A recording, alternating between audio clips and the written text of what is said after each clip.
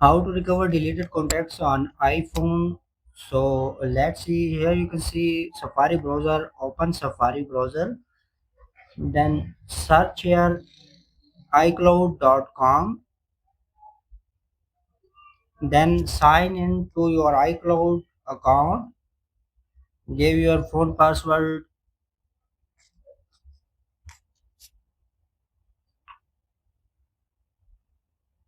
After sign in, you can see dots, tap on dots, then here you can see data recovery. Open this data recovery, scroll down. Here you can see restore contacts, tap on restore contacts. Here you can recover your deleted contacts on iPhone.